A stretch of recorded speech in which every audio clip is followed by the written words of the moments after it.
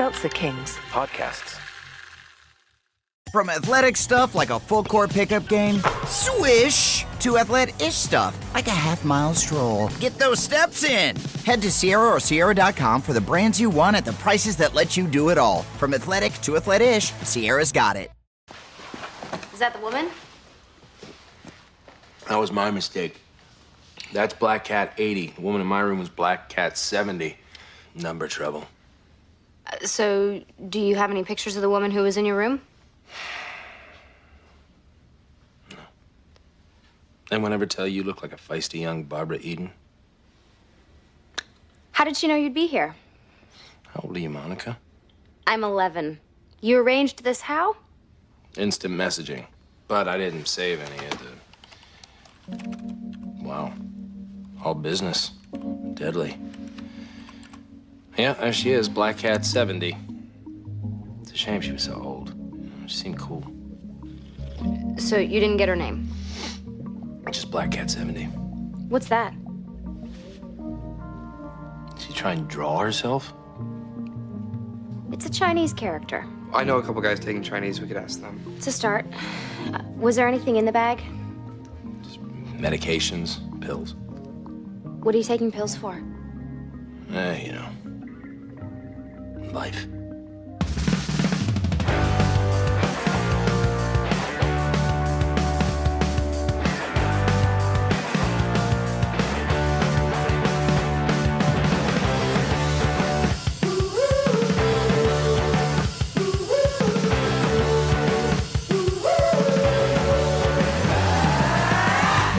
Hey, what's up? How's it going, everybody?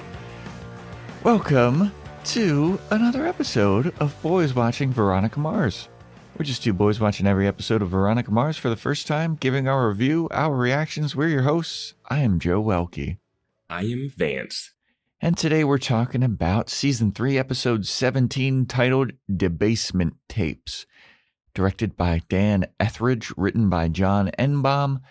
Original air date May 8th, 2007, to an audience of 1.85 million people. And before we get into the episode, everybody, we've got some shout-outs. We got some shout-outs. Shout-outs. I have a shout-out for Tammy. Tammy sent over some Cherry Twist Alani Nu. They recommended them. They said that these are like their favorite Alani Nus, so we're gonna be giving one of them a try on the podcast today. Spoiler alert: I'm gonna be drinking an Alani Nu Cherry Twist on the podcast today. Don't drink in podcasts, Joe. Don't drink in podcasts. Yeah, well, it's too late now. I'm a fucking debaucherous, awful human being because of these, but I'm very thankful to everyone that sends them, including Tammy. So, Tammy, thanks so much for sending that over. And Vance, you've got a shout out, right? I got to give a shout out to our, as you stated, our number one fan, our number one listener. Slither Ann came through with a little housewarming candle as well for me, for your boy. So thank you, Slither Ann. Fuck yeah. And if you want to shout out, Apple Podcast 5-star rating or review, Spotify 5-star rating, screenshot it, send it into us, or check out our podcast. Vance is still brand spanking new in Philadelphia. He's probably got some housewarming presents on his wish list. Take care of Vance, everybody. Yeah, link is in the show notes, everyone. I'm looking at his apartment. God, boxes, just emptiness, and there's a tumbleweed in the corner. He needs something. You're giving too much information away about the podcast show. Stop, Joe. Stop. That's my comfort tumbleweed. Yeah, join our Discord. Discord link is in the show notes as well. It's where we have a bunch of fun times talking about Veronica Mars, food recipes, concerts that we've been to, music recommendations, TV show recommendations, and also join our Patreon, patreon.com/boyswatchingbuffy, where we are covering True Blood. And this week, we wrap it up. It's over. It's done. Thursday of this week, of the original air date, Twilight Breaking Dawn Part 2. We did it. Can you believe it, Vance? We've seen all of Twilight, start to finish. I never thought that I'd watch these movies. Never in a million years did I think I'd watch these movies. There's a lot of things we've watched for the podcast that I thought I would never watch. Some good, some bad, some amazing, some incredible. Yeah. But be on the lookout for that. That's coming out this week. And it's a fucking good time. And I also want people to get on the Discord and DMs and try to convince Joe what we should watch next for the Patreon movie tier. He's got something planned, but someone's got to shake that tree and get him off of that ledge. Get him off that limb of that tree. Nobody's getting me off of that ledge except for T.I. Yeah. I think. I mean, I'm pretty dead set. Man. All right. Sorry, buddy. It's gonna be a bad summer. It's gonna be a bad summer. Cruel summer incoming.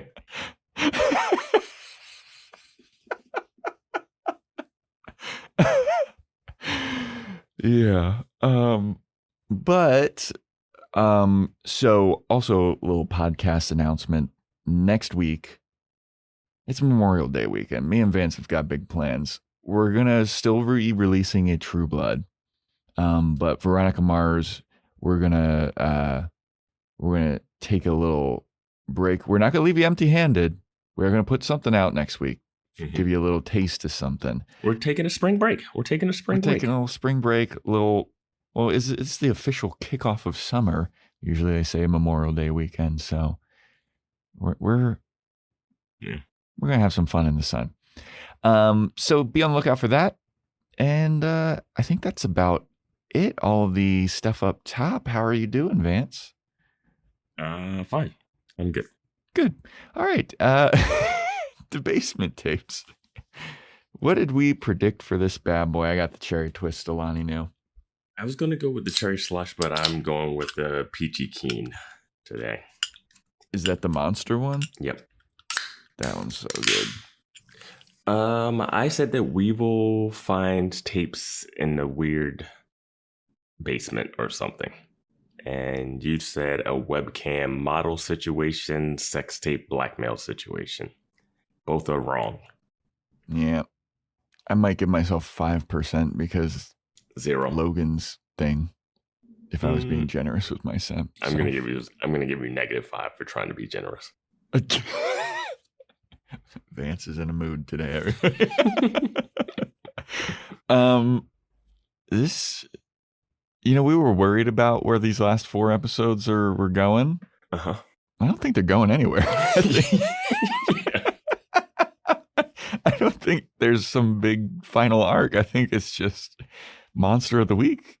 My big thought with this episode is, why weren't we doing this to start the season? Yeah, this seems like a start of the season thing. Like, where was this the whole season? Where were these characters and interactions? Yeah, it's weird. Yeah, I think this is just a weird end of this season / series, kind of. I will say I do have a big dark prediction based off the end of this episode, though. Okay, I'm excited to hear that. Yeah, I mean, I forgot to. I don't think I read off the original viewership. This episode only got 1.85 million viewers, which is that's a big drop. It's a big drop. It's like 500,000 from the last one. And I think this is the first time I've seen it in the 1 millions in like maybe since the pilot or something. They probably switched the air date and time around. No. It's the same. But the time maybe the time, but it's the same day. What do you mean it's the same day? Like it's still on a Thursday or something?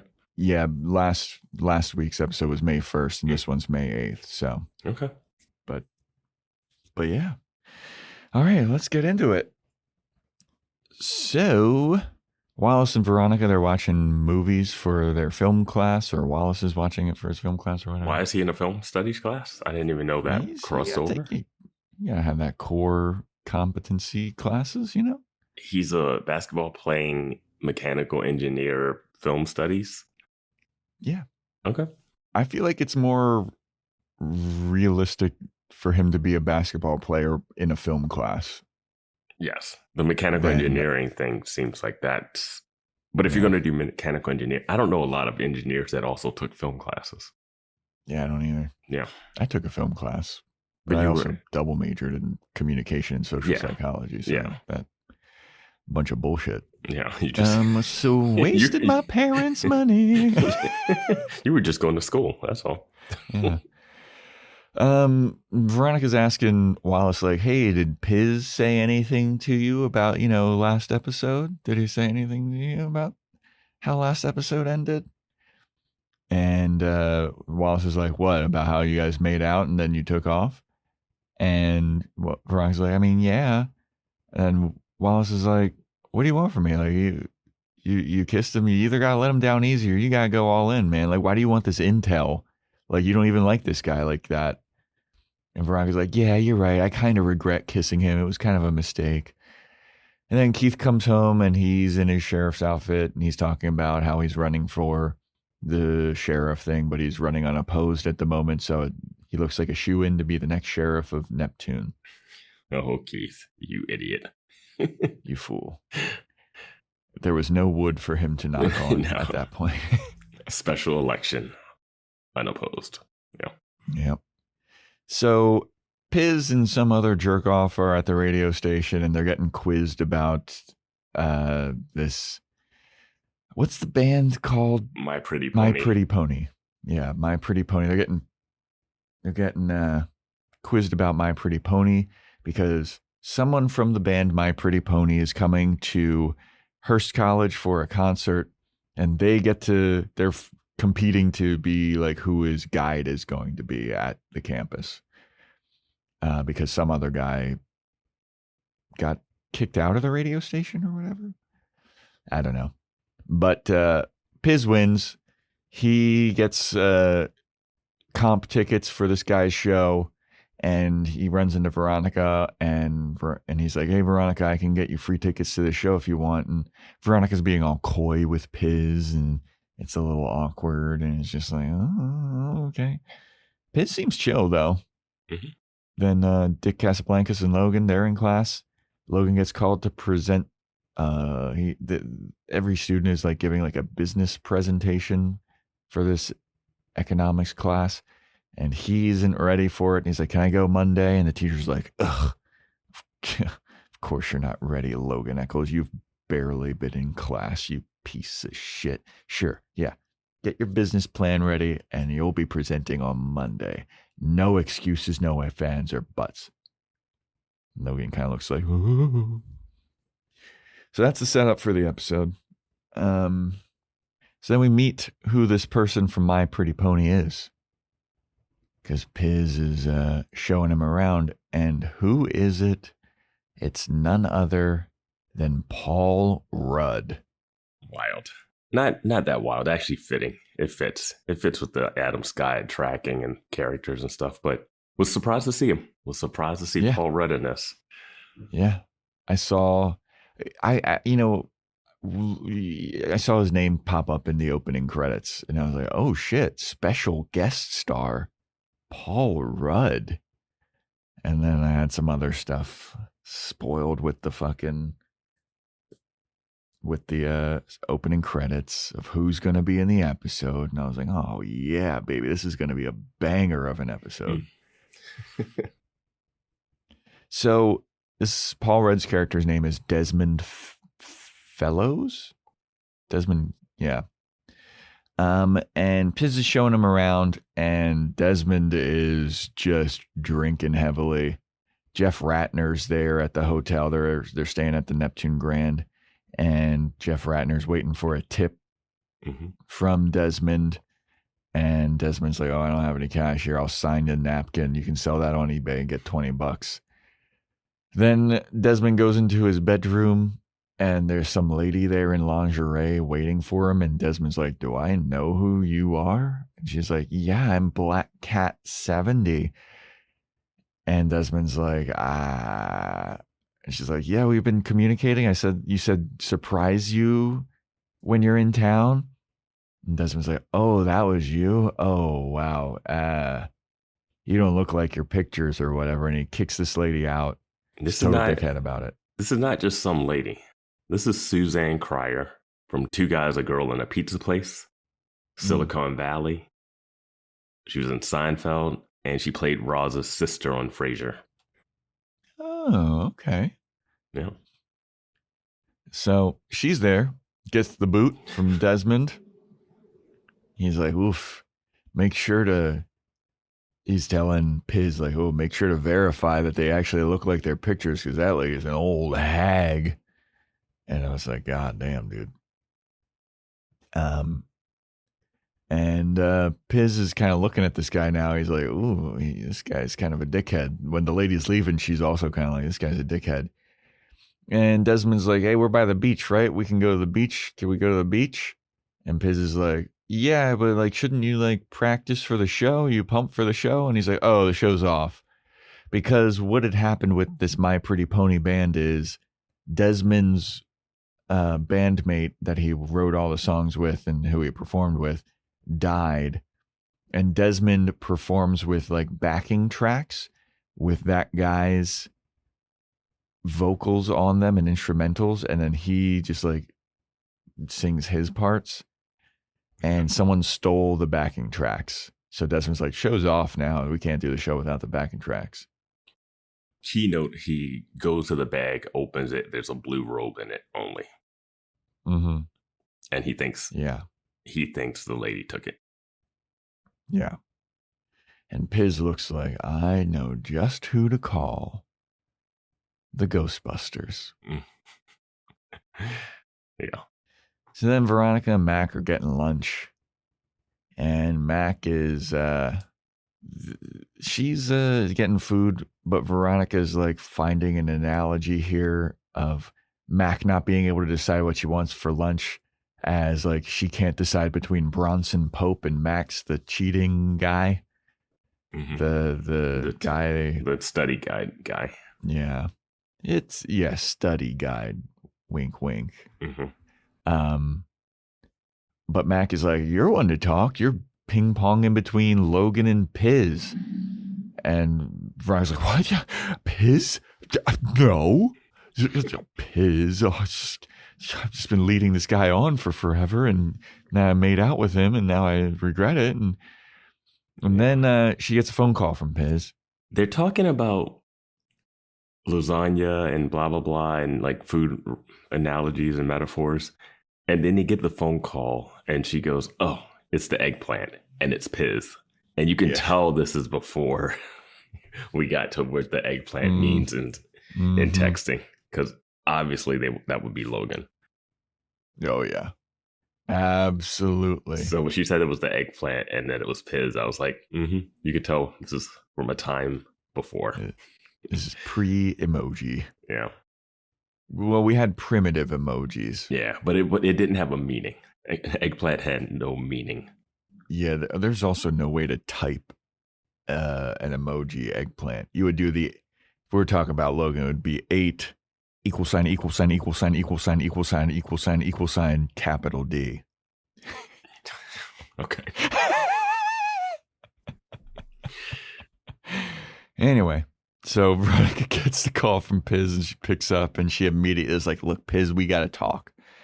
I need to apologize to you. I kissed you at the party. I think that you might think that there's something going on between us, but there's not. I only see, and Piz is like, yeah, as just friends. Anyway, I've already moved on past that. I get it. You're not into me. You're into Logan. I get it. You kissed me. You hate me. Anyway, I'm actually calling you for a case because Desmond Fellows, he lost his backing tracks. I need your help finding them. Mm-hmm. I love that Piz just like immediately moved past this Veronica stuff. Like, yeah, I get it. Up next, Yeah. Veronica and Logan have two traits that I completely understand character-wise, but they are two traits that I don't like in people dealing with relationships. And I'll bring them up a little later. Okay. Because they rear their heads later. Yeah. Yep. They do. Mm-hmm. So Veronica shows up at the Grand, and on her way to meeting with Piz, she runs into Logan, and Logan's like, "Oh, hey, Veronica. How are you? What are you doing here? What's going on?" And she's like, "Oh, I'm here for a case." And Logan's like, "Oh, okay, cool. So, hey, remember, back in the day, like, when you said that you were staying at Wallace's place after we kind of like had a little bit of a thing, a little bit of a fight.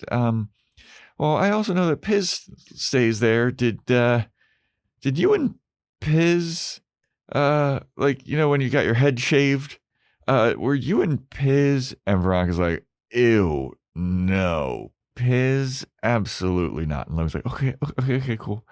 And then the elevator door opens, and Piz is there waiting for Veronica. And Logan sees this, and he's like, "Oh, case, huh? Okay, this is going to be some case, I guess, with Piz. Okay." And Veronica's like, "Awkward." And she gets off, and Logan's left there in the dust. Logan's ugly trait reared its head right here. Yep. This freaking insecurity that he has, which I get. He is insecure. He's always asking Veronica, "Do you love me? Do you love me?" It's such desperate. Again, I understand the character. He's got like some mommy issues. He's got some family trauma. He was abused. I get it. But it's such a trait that sucks for a character like him that's also, "Veronica, forgive me for hooking up with Madison." And then it's like, "But well, did you like Piz? Like, what does it matter? What you're with Parker. It doesn't matter if she had feelings for Piz. All those times you forced her to say 'I love you' in desperation." Like, but yeah. I get it. I get it. It's just the trait that I don't like. It's like those guys that cheat on their girl all the time, and then they find out their girl like kissed some boy once, and they're like, "Wait, what? How could you?" It's like, what the fuck are you talking about? I mean, literally last episode, Logan had a cake made with he and Parker's faces on it, and then Veronica got the piece of cake with Logan's face, and now he's like, "What did you do anything with Piz?" I would like it if he was more confident in giving her shit about it. It's like, "Oh, I thought you said Piz was just a friend, huh?" Like if he was more like kind of, he felt bad about it, but he wasn't showing it in this like timid. But with Piz, is he better? Yeah. Like it's so insecure, and I don't know. It's something I don't like. But yeah, I understand it. Character wise. I understand the choice, but I would have liked it if they played it differently, where he was giving her shit about it and she was trying to deny it, which would track with this episode the way she's like acting towards Piz. So I don't know. Yeah, man. Yeah. Piz might as well be he might as well be an eggplant, the way that she just like doesn't see him as. We'll talk about it, but Piz should walk away. He absolutely should. Piz's got to know his value. Like he seems like a good guy. Yeah. But anyway, Veronica shows up to help Desmond, and Desmond, he basically. He thinks he knows who's got the tapes. He's like, "Yeah, it was the lady that was in my room, obviously. Like, she took the tapes and left this bag. Where she took it out of my bag, and she fucking left the robe, and she's trying to sabotage me." And then he starts hitting on Veronica, and it's just mad uncomfortable. But the crux here is Desmond never knew this woman's name. He only knows her by her screen name, which is like Black Cat 70. But he thought that he was talking to Black Cat 80, who was talking to him, and that lady was actually hot. And he was like, "Oh, that's where the mix-up was." You got to see Black Cat 90, though. Smoke show. Yeah. Yeah, but in 2007, Black Cat 90 would have been 17 years old. Vance, what do you have to say for yourself? I gotta say, we got a character coming back that would be all good with that. That had no problem with that age. He also mentions, Desmond also mentions that he's taking pills because life. Yep. Yeah, because life. Yeah. And hard relate, bro. Hard relate. But it's also concerning because he's drinking pretty heavily. Yeah. And he's taking these pills. But there's also the last thing that this black cat lady sent Desmond was a Chinese character. And Desmond's like, I don't know what the fuck that means. And Piz is like, I know people in the Chinese student classes. I could ask them what it means. Could you just copy and paste that into Google in this time? At least in Private Eyes with a Z. I feel like, doesn't she work in the library sometimes? You know, I feel like there's a way. I guess that would be harder to track. I don't know how to look things up in the Chinese alphabet. Yeah. I have no idea. Yeah. But it's fine. This works. We'll get to, Yeah. Then Logan, he's in his room with Dick Casablancas. And Logan's like, ugh, man, I got to come up with a business plan by Monday. And then he sees that Dick is on his laptop and Dick is trying to go viral on the internet. Primitive viral video on like such a throwback. Newgrounds type website. This is the most 2007 thing of all time. 100%. Dick Casablancas is trying to go viral for his ghost riding the whip video in which he accidentally runs over his own foot. And Logan's like, God damn it, dude. You're so stupid. We have to explain ghost riding the whip. Yeah. I remember going to the Friars Club in New York for a screening of a movie that starred one of the guys from SNL. I forget what his name is. He used to play the baby character. He did Putin a bunch. I forget Beckett. Beckett. Oh, Beck Bennett. Okay, Beck yeah. Bennett.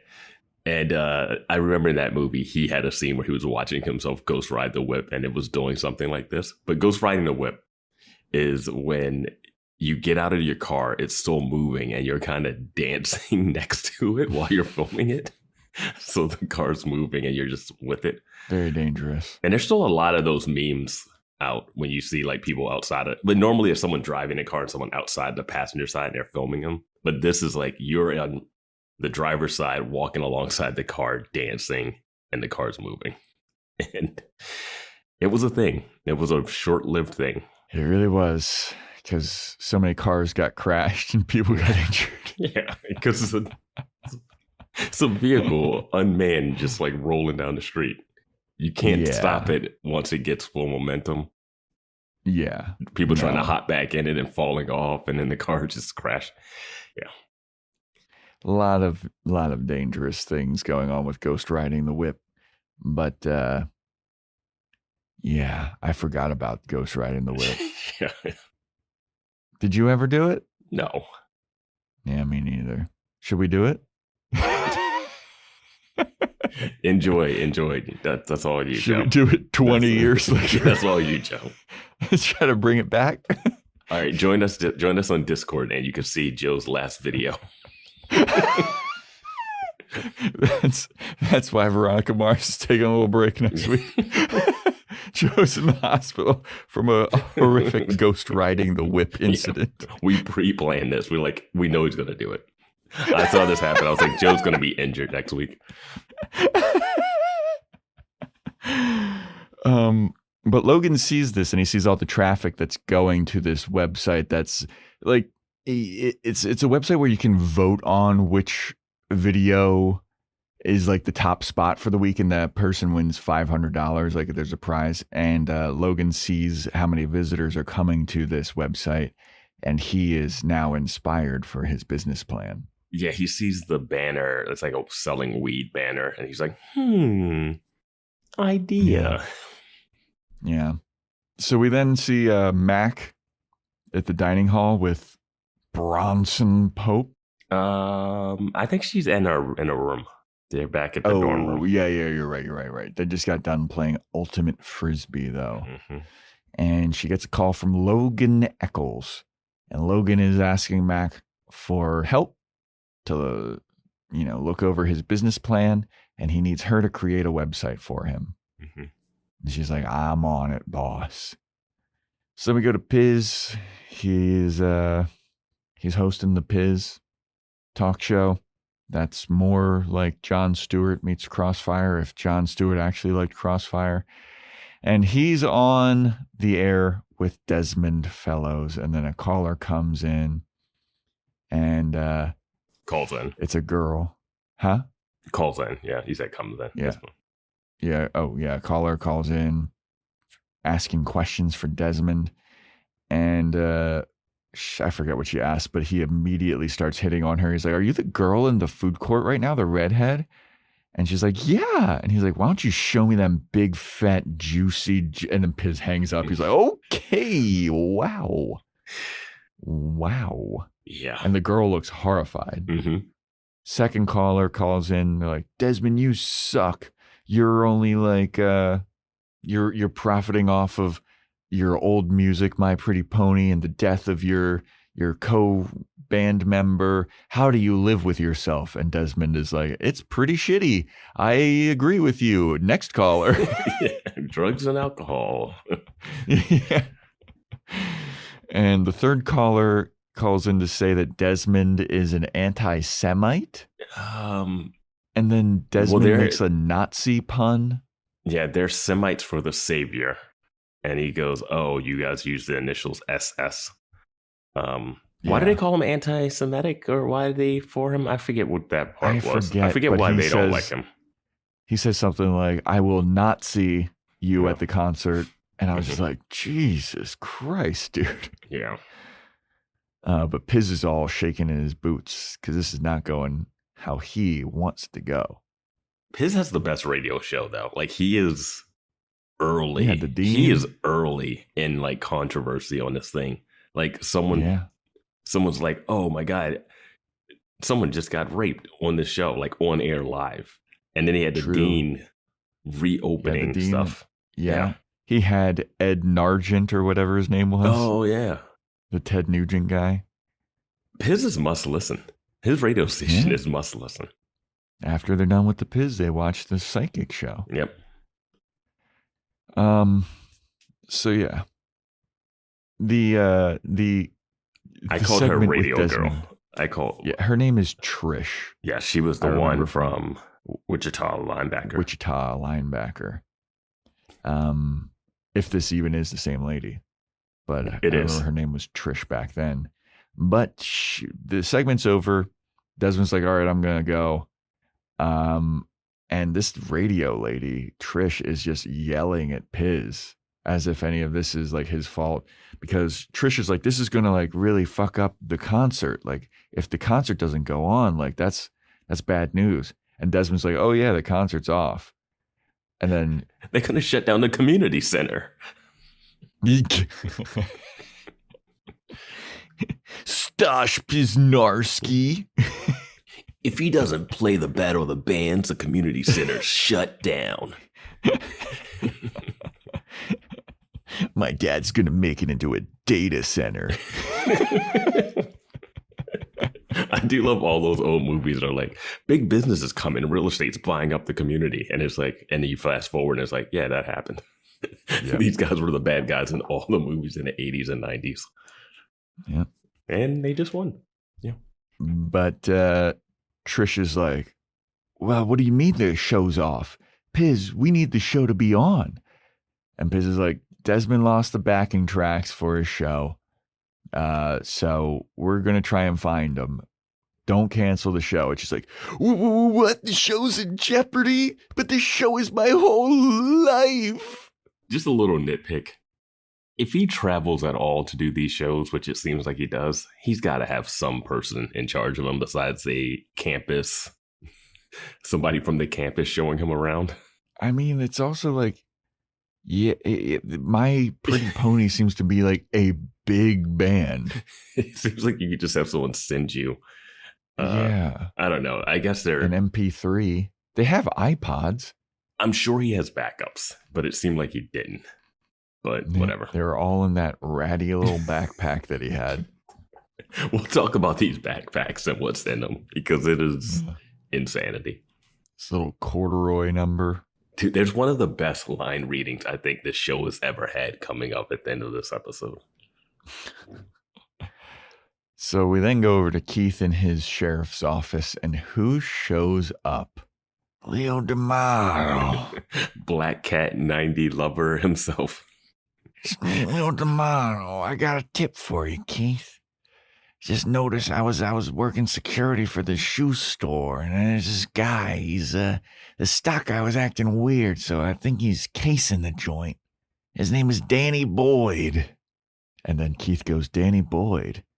He's a Fitzpatrick's gang flunky. And I was like, oh my God. Yes, Danny Boyd is the one played by Taylor Sheridan. Mr. Landman, Mr. Yellowstone himself. So the Fitzpatricks are still in play here. They have to be. That's all they have left. That's all they have left. Yeah, you know what? For the predictions, I'll bump you to 20% because you've been beating the drum of the Fitzpatricks. I mean, I don't even need the credit for that. I mean, they just have to finish the story. The season started with the Fitzpatricks. It started with them. But Leo D'Amato is suspicious of this guy. And Keith is like, all right, I'll look into it. Can I just say that it's insane that Keith is so friendly with Leo, who stole the tapes that got Aaron Eccles off eventually and statutory dated his daughter. But he's a good guy. He stole the tapes and a killer got off because of it. But he's a good guy. He stole evidence that let someone that tried to kill Keith's daughter off. He's a good guy. All right, sure. Yeah. It's interesting when Keith will be like, you know what? I don't like this happening with these bars, but then this he's like, yeah, I know. We almost let a murderer of a little girl get off of a teenage girl get off. But yeah, that's fine. Yeah. So Veronica's with Piz. They're both worried about Desmond. They're like, this guy's kind of a wasteoid. He doesn't seem too motivated to do this show.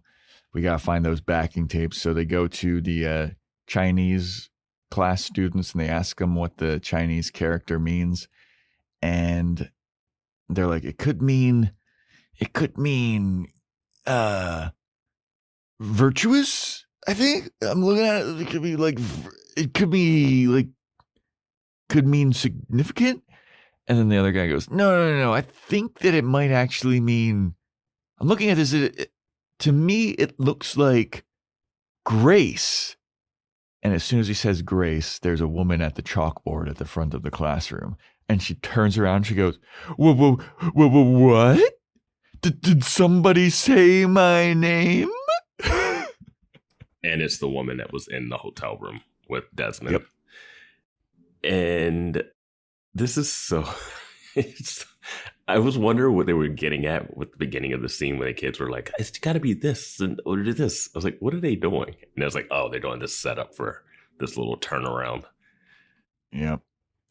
And this lady Grace, Black Cat 70, who was in the room with Desmond to surprise him, she is the Chinese teacher at Hearst. Veronica and Piz, they're questioning her. She's just always been a big fan of Desmond. She thought that he was really cute, and she wanted to hook up with him, So what? Well, the lady wants to get her rocks off. So what? And Veronica's like, we don't care about your personal life. I didn't ask for your whole life story, lady. I just want the fucking tapes back. And she's like, what tapes? And she's like, you stole Desmond's bag. You stole his stuff and replaced it with a robe and everything. And she's like, I didn't do that. And then Veronica plays this very sick game with this lady. I don't think it's sick. I feel like it's fine. She goes, look, Desmond had medicine in there and he could die if he doesn't have his medicine. Where the fuck is the stuff that you stole? And she's like, no, I fucking swear I didn't take it. Do you need me to help you track it down? Is there anything I can do to help you? And then so they leave. And Piz is like, "Do you believe her?" And Veronica's like, "Yeah, I believe her." Now, there's something that happens in this scene that is a little bit of a plot hole / nitpick for me. All right, let's hear about it. Piz mentions that Grace climbed down from the room above by a sheet to get into the room. Because you're like, how did she get into his room? So that's what Piz says. How does Piz have that information that she had the room above and climbed down by a sheet? You know what I mean? Like, how does he know that?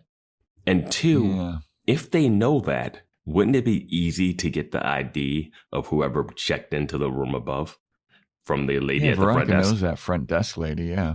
It was just a weird line that I don't think they needed to include, but they thought it made it seem like she was more crazy. But like if Piz knows she's climbed down from the upstairs, maybe they saw the sheet and it was just dangling outside from the thing. But you'd be like, who checked in that room? Done. Also, Piz and Desmond did not try to run down the hallway or anything after this lady that walked away 1 second ago. Yeah, it's true. But that one line I was like, they could easily figure out her name without going through this Chinese thing. But she likes to sign her crimes, so.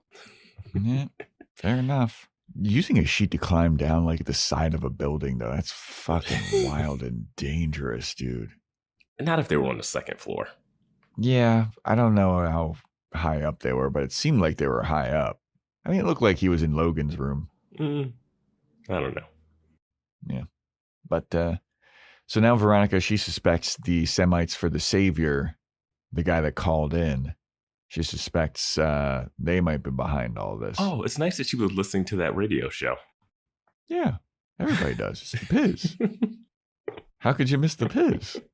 Logan sending her shout outs on the radio that she randomly just turns off. But Piz, this guy, she's like, I don't know about, but I got to listen. I guess she is a fan of Desmond.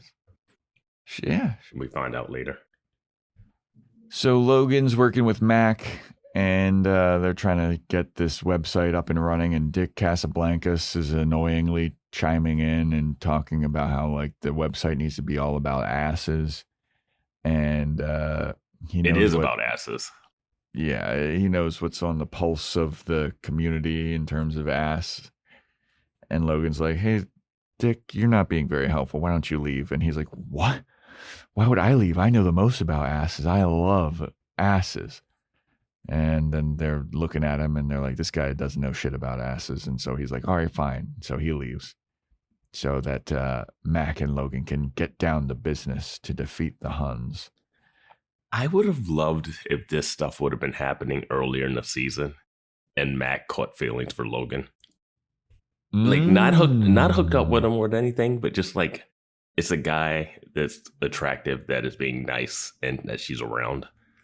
Like it didn't need to be much, but like I don't know, it's something about like, oh, they're actually hanging out together as in college. I just don't know why the show didn't like do more of this stuff. Yeah. Yeah, I mean, like we said the one episode, like Logan has never interacted with Mac through this entire series until this point. Holy shit. I didn't even think about this because of all the other stuff happening. Mac is in a room with Dick, Beaver's brother. Yep. They just talk to him like he's just a regular dummy. Like this is not like, and Dick has been the worst. Dick has been the worst person ever to Mac. The opening episode when he knocks on her door and gives her shit and she, what? Yeah. Why is Dick? Oh man, Teflon Dick. My God, he's just a lovable doofus. How do you look at his face and not go, "Oh yeah, your brother's like a mass murderer"? Well, like you said, I think it was in episode 1 or 2 of this season. He's like, "No wonder my brother couldn't get it up around you," or whatever he said. Yeah, he said one of the meanest things ever to her face during the most traumatic time of her life. And now she's just like talking about asses and it's all jokes. Yeah. Man. Like, oh, Dick, you're incorrigible. Like would it be mean if she was like, oh, so how's your brother doing? Like that would be mean, but like it's not any meaner than what he said to her. I don't know. So anyway, we have Desmond. He's at the hotel room. He's playing piano. And Piz hears this and he's kind of like, huh. And Desmond's like, hey, did you find the tapes yet? And Piz is like, no, but what was that you were just playing, man? Like, that actually sounded pretty good. And Desmond's like, oh, that, that's nothing. Just some stuff I've maybe been like kind of working on since, maybe some solo stuff. Nobody cares about it though. My only issue with this is that he doesn't play a regular song. He's just playing the piano and like riffing about the situation. Yeah. And Piz is like inspiring. He's like, wait, did you write that? I was like, dude, he's just diddling on the piano. And like, that's what all musicians done. This doesn't prove that he's written. I don't know. Piz asks, he's like, have you been writing new stuff? And Desmond's kind of like, not really. People but don't want to hear new stuff. But later, Piz was like, he played something for me, and it was like really good. I'm like, yeah, that's literally like Charlie. He does stuff like that all the time. Like, yeah, I mean, the chord progression that he's playing is like, it's not complex, and he's just like, I'm losing my tapes. The show's gonna be bad. And Piz is like, you should write that down. Yeah, it's like going to one of Johnny's musical improv shows and being like, wait, how long have you been working on that? Johnny the Girl musical improv shows. Oh, Vance, you can't attend those anymore. I'm so sad for you. You guys have to fly me in. Oh yeah. All right. Yeah. But Piz is like, you still writing any new stuff? And Desmond's like, nah, people only really want to hear the old stuff. They don't really care about the new stuff. And then Piz is like trying to inspire him to write new stuff. He's like, well, what you were just playing sounded really good, man. And he's like, nah. And he's like, I'm kind of trying to go to this party. Oh yeah, they get invited to a party on the radio show. Yeah. And he's like, I'm going to go to this party. And Piz is like, how about instead of going to the party, like you work on that song? Like I can jam with you too. Like I got my guitar.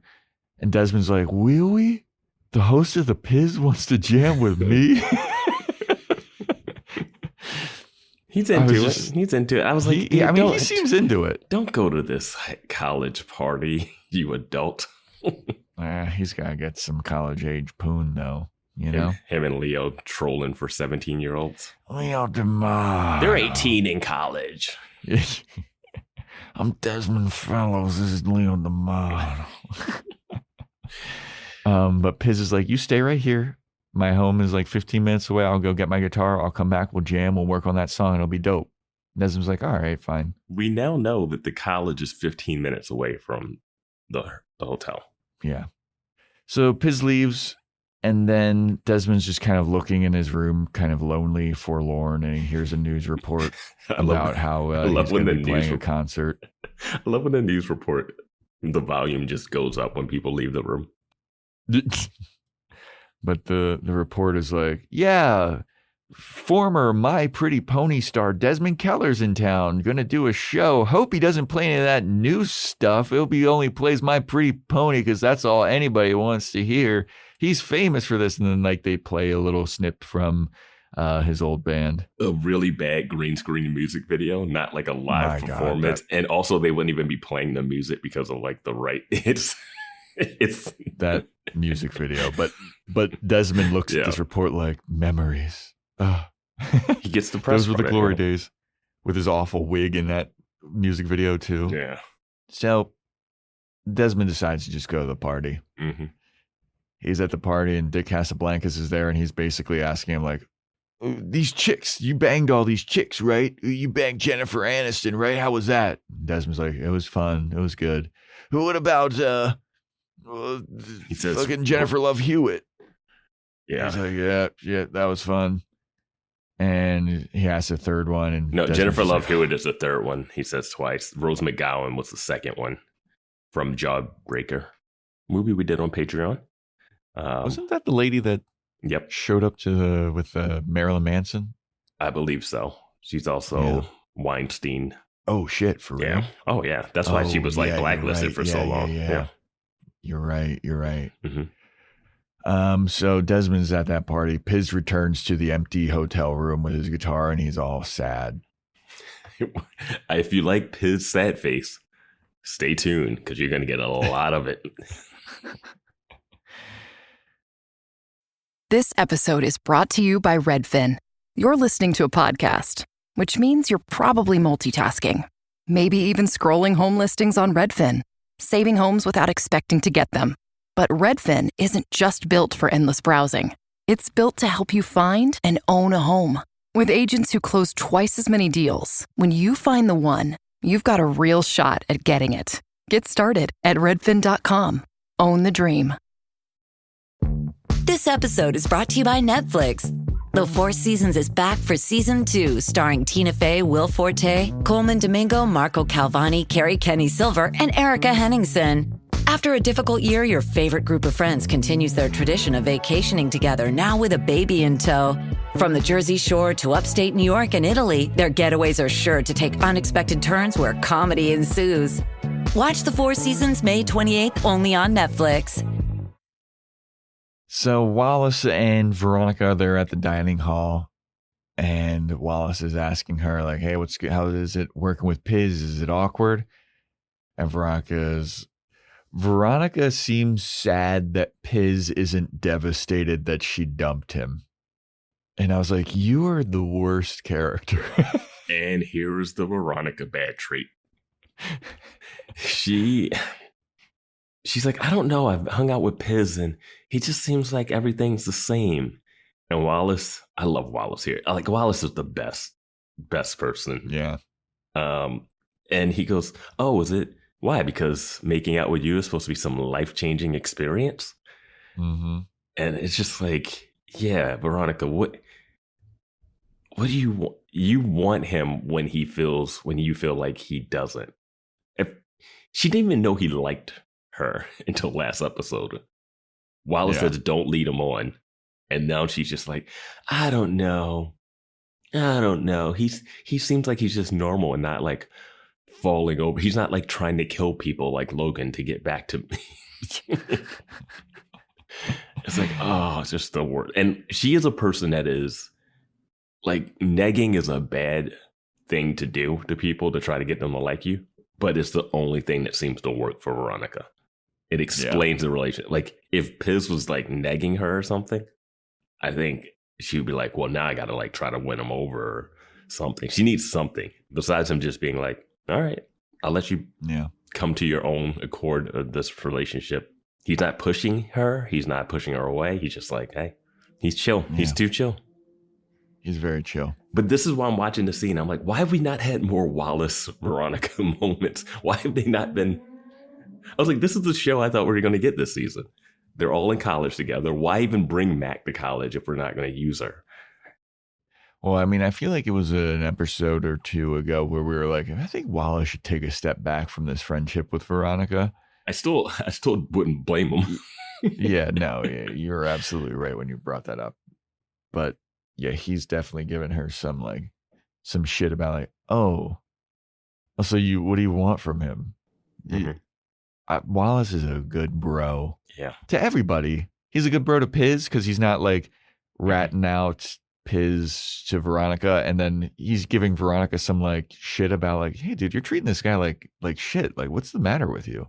I'll say the worst thing Wallace did was the thing that when he gaslit Jane at the dance. That was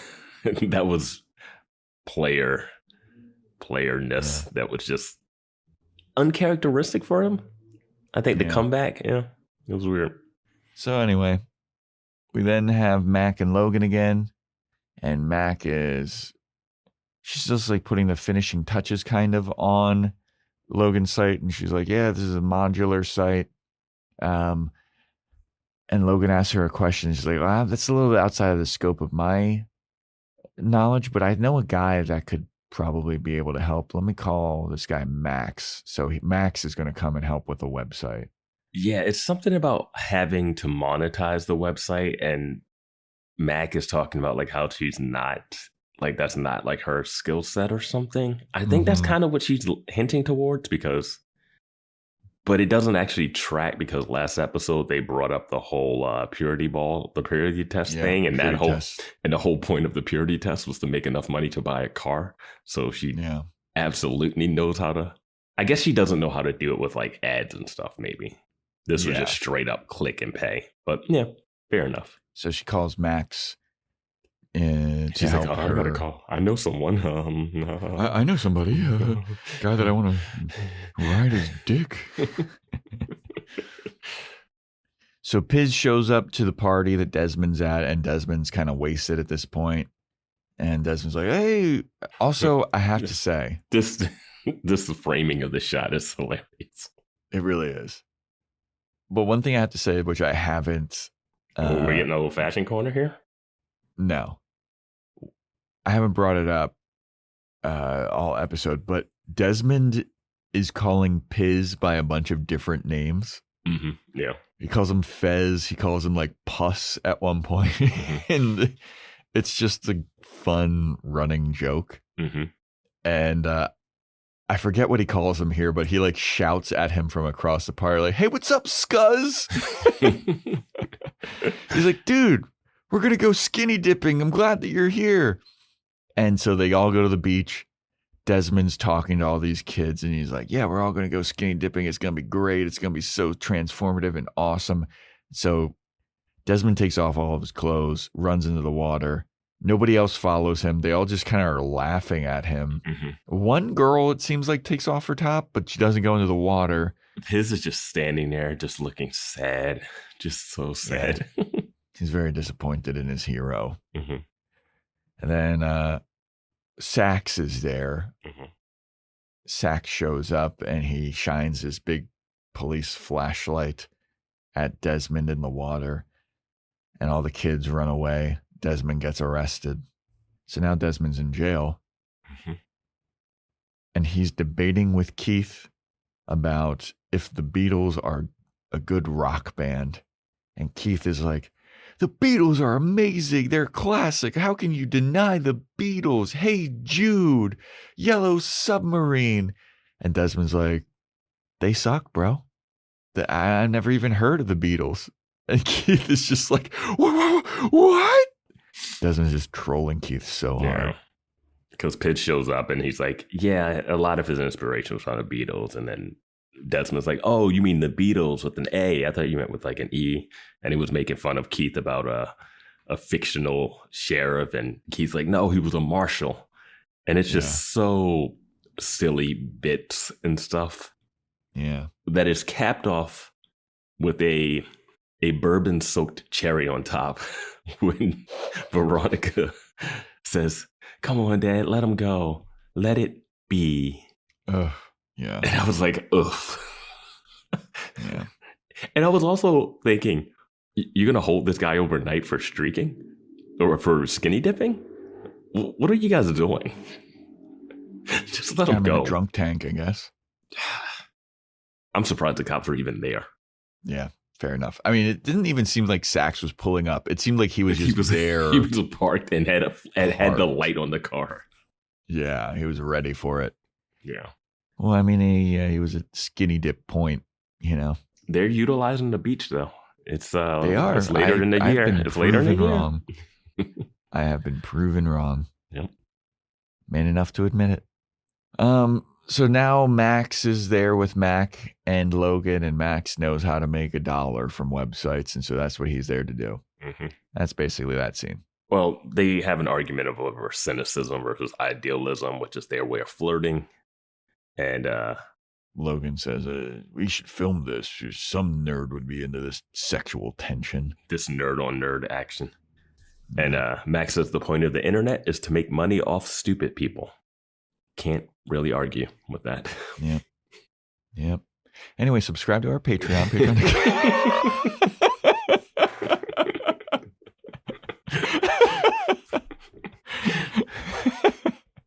That's not the internet. That's something different, Joe. That's something that's different. Yeah. That's not the internet.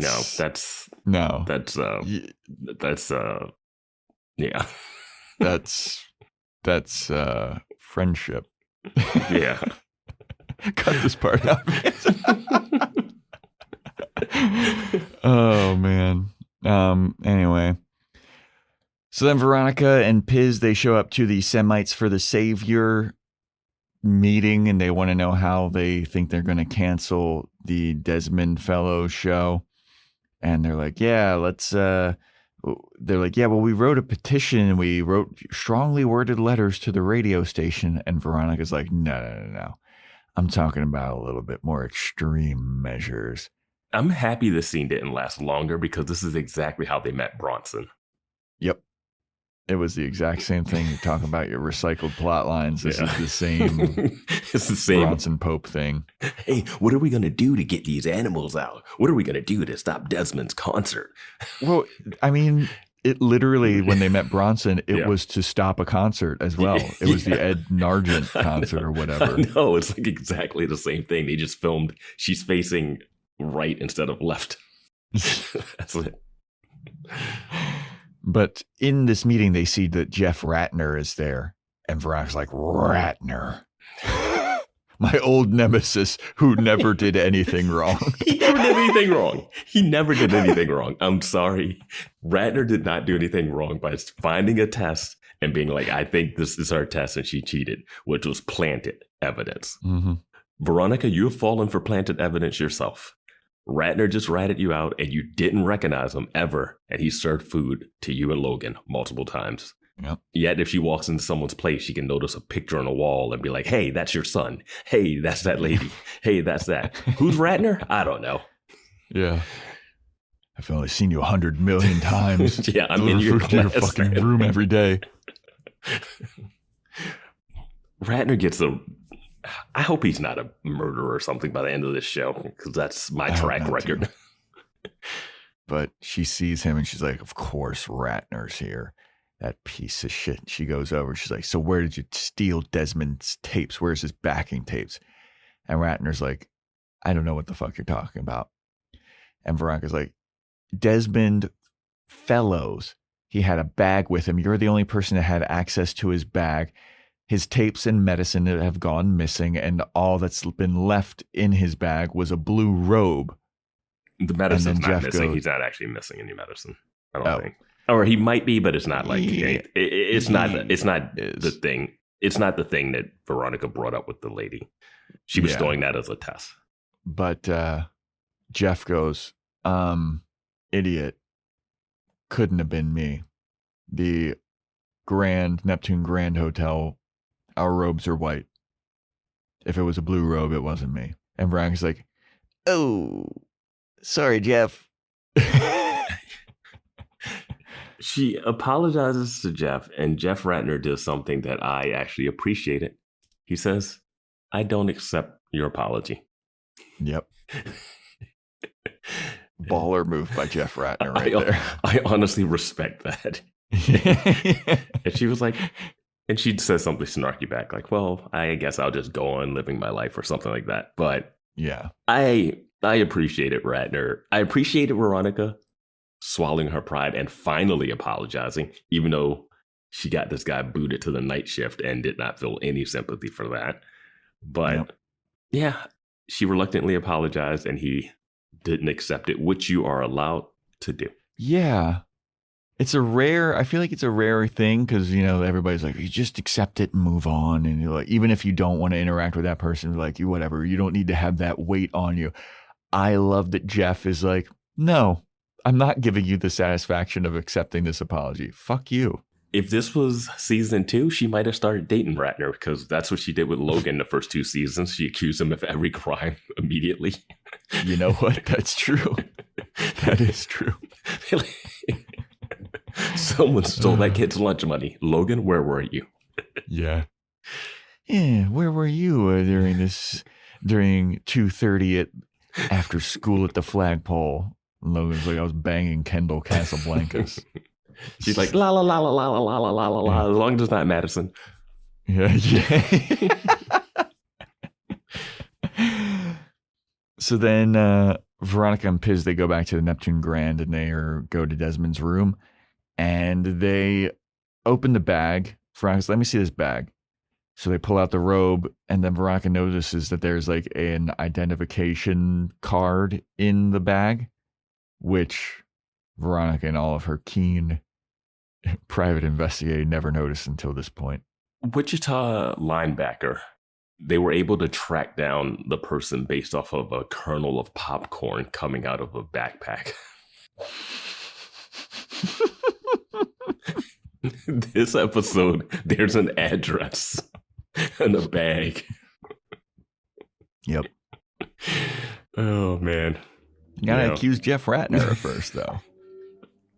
They gotta go through this whole rigmarole of embarrassing the Chinese teacher, embarrassing Jeff Ratner at his Semites for the Savior club, running all around campus, trying to inspire Desmond to write new songs.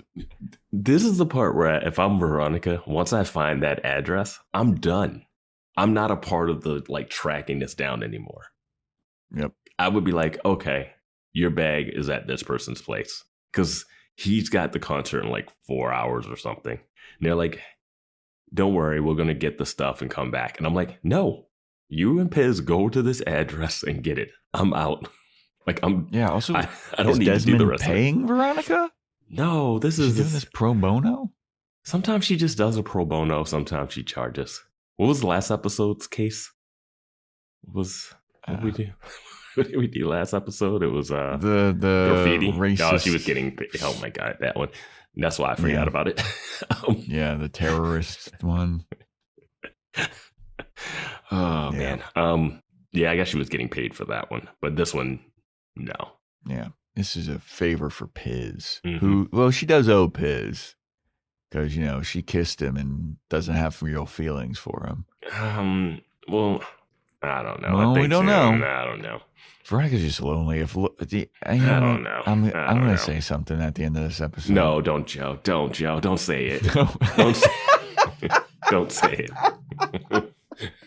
I didn't like. No, I'm going to say something, Vance. I got something to say. I don't like that build-up. I didn't like that build-up at all. How did they know they were going to get canceled during the episode? They already preempted this. We preempted next week for Joe's cancellation and death by ghost riding the whip. Ghost riding the whip accident. It's a cover-up. It's a cover-up. Someone murdered Joe and made it look like he was ghost riding the whip. It was Ratner. Dude, I hope Ratner doesn't turn out to be a bad guy. I'm going to be so disappointed. Too.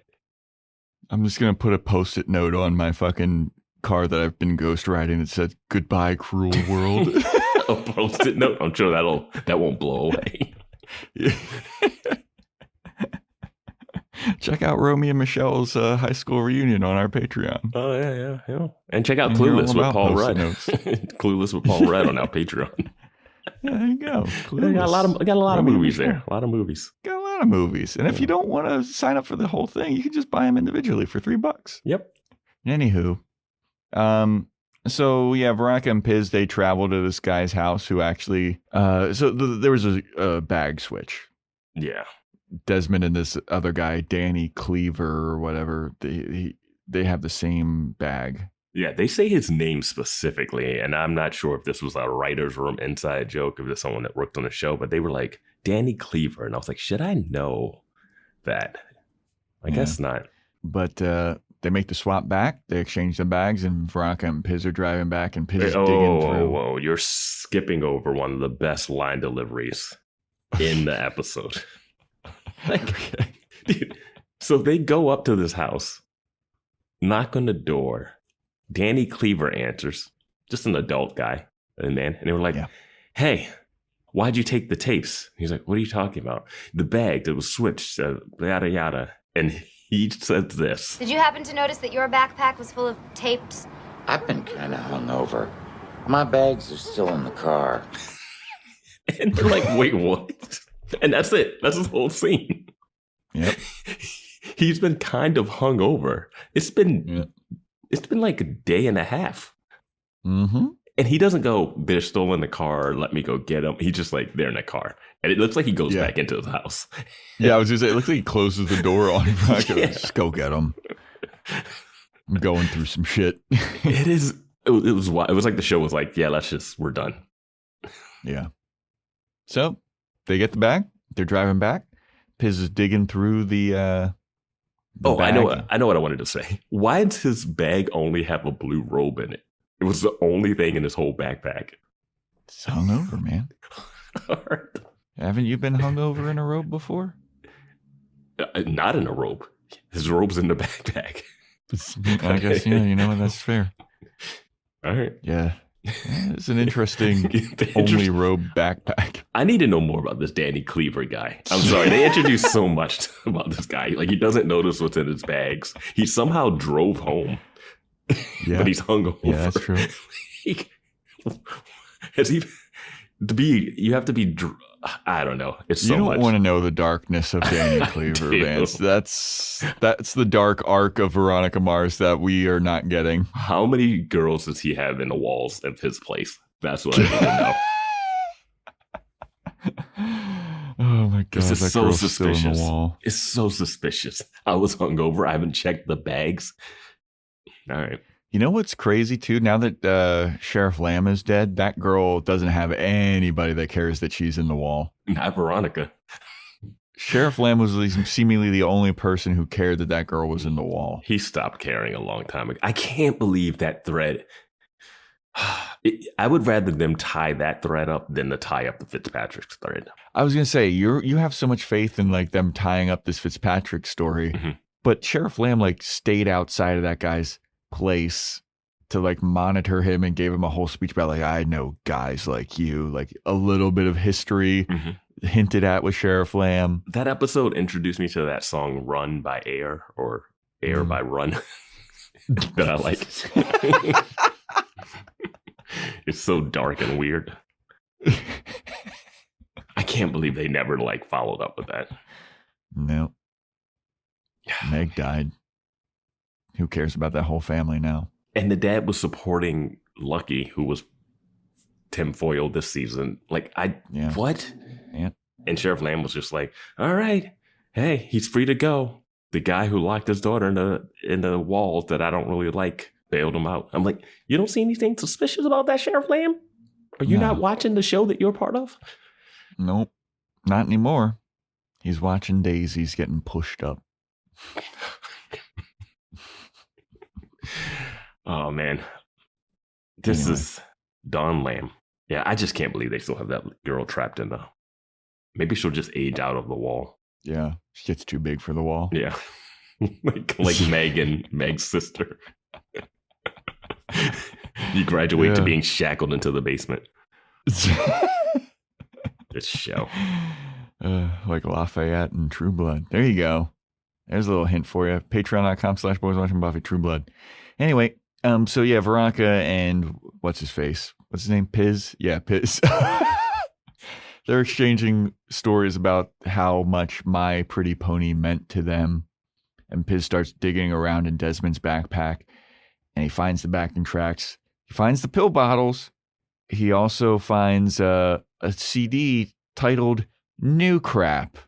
And they're like, oh, New Crap. And they're like, let's give it a listen. So I put it into Veronica's CD player in her Saturn SUV. And they're kind of vibing to the New Crap. New Crap sounds pretty good. This is where Veronica mentioned that she liked his stuff and she was in a dance team and she wanted to play. She was doing the My Pretty Pony. She wanted to do that song. And her and Piz are bonding a little bit, which I had previously written in my notes, like, why do we not have a scene of Veronica and Piz driving towards Danny Cleaver's? But they saved it for after this, which makes sense. But I'm like, you have to. It's the only reason Veronica and Piz are together in this scene, because she should have bailed. Like, she should have been like, oh, here, go pick it up from this guy. I'm out. But when they play his New Crap and they look through his notebook, Desmond's notebook full of like songs he's written, this is when I was like, Desmond is seriously depressed, especially if he has no concern about losing his notebook. Like, that's one thing. He's like, I'm playing the same songs for years. I hate it, blah, blah, blah. He would have some type of feeling about missing the notebook, some concern about, hey, we got to find my bag. But he's so depressed. He's so depressed that he just doesn't even give a shit. There is something to say, though, about how he's making some incredible art while he's depressed. That's the curse of art, man. Yeah, curse of art. You could be happy and still make art. That's the thing that... Name that's the one that's the person fallacy. that's happy making that's art. That's the fallacy. No. you have to be depressed and suicidal before you can make something. That's not true. One of my favorite bands is a band called Movements. And their first 2 albums were some of the most crushingly depressing albums. So sad. And then their 3rd album, they were like, we're going to switch it up. We're going to make fucking sexy music. Their 3rd album was called Ruckus. And the switch up, it was like this gradual thing where they released a single and people were kind of like, this is a departure from their thing, but like, it's whatever. Their 3rd album was like much, much different, less depressing, and everybody like kind of hated it. And they just released a new single from their upcoming album called Back in My Ways. And the whole point of the song is like, I tried to make happy music for people and none of you liked it, so I'm sad again. And it's just, and all the comments on the YouTube video are like, Movements is back, baby. They're depressed again. Yeah. I mean, yeah, that's the problem with art. If they once you try to get out of that's why the end of this is very optimistic. What happens here, because music is one of those things where people can't, like, Jordan Peele can do a bunch of horror stuff, and the people that did that new Obsession movie that's coming out used to do like comedy stuff, you know. Mm-hmm. People accept the comedy, the horror switch. People do not accept slight genre tones in music. Oh, no, yeah. Yeah, well, what's his name? Zach Eggers, the guy that did Weapons and Barbarian? Zach Krieger. Krieger, yeah. Krieger, yeah. He was a part of Whitest Kids You Know, and he was like a major force in comedy, too, and now he's doing horror. Like, the comedy to horror pipeline is pretty legit. Yeah, I mean, it's very simple. I mean, you got to elicit a strong emotion. Yeah. Now, dear listener, in case you forgot that there is yet another storyline going on in this episode, don't worry. So did I. Because we go back to the Leo and Keith storyline now, which hasn't been a part of this fucking episode in so long. You see Leo D'Amato and Keith Mars staking out a place and like, oh yeah, they're doing something in this episode. I forgot about that. So they're staking out Leo's hunch, and they see Danny Boyd there, and he's looking suspicious that he's stealing something. They got a second guy. He looks like he's part of this Danny Boyd situation. He's stealing something. And then a third figure emerges from the darkness. And who is it? It's Vinnie Van Lowe with a giant fake mustache. Which I don't understand. The fake mustache or the fact that he's there? I don't understand is he doing the fake? Why is he doing a fake mustache? I have no idea. They know who Vinnie Van Lowe is. Yes. The Fitzpatrick goes to their bar. Yes.